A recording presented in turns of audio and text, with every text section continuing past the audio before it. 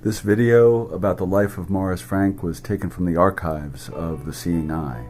We begin by seeing Morris Frank getting out of a car and going into Dorothy Harrison Eustace's house, Fortunate Fields in Vevey, Switzerland.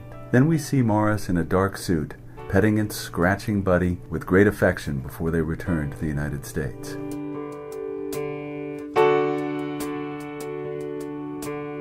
As I put my hand down on Buddy, I knew that she was going to be my Declaration of Independence and give me back the freedom that I so long desired to go and come as I pleased, and that she also would be the pioneer of the guide dog movement in the United States for the blind men and women who neither wanted charity nor pity, but wanted to live a normal life with normal people.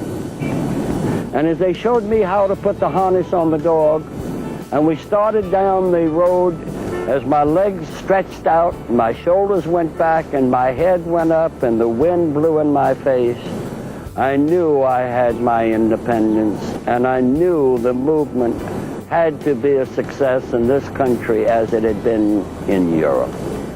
Here we see Morris Frank working with Buddy in training in Vevey, being led around a garbage can out in front of a house, crossing a street where Buddy slows and stops for an up curb, which Morris detects with a cane and then steps up.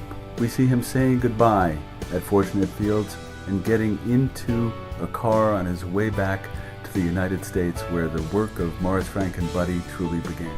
Morris opened doors for blind people all across the United States with Buddy One.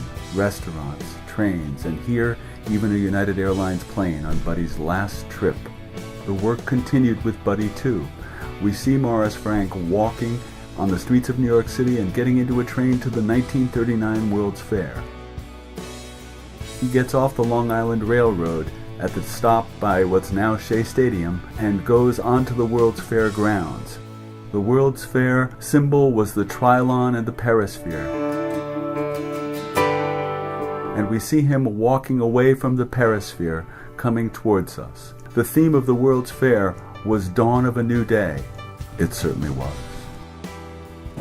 And as they showed me how to put the harness on the dog, and we started down the road, as my legs stretched out, my shoulders went back, and my head went up, and the wind blew in my face, I knew I had my independence, and I knew the movement had to be a success in this country as it had been in Europe.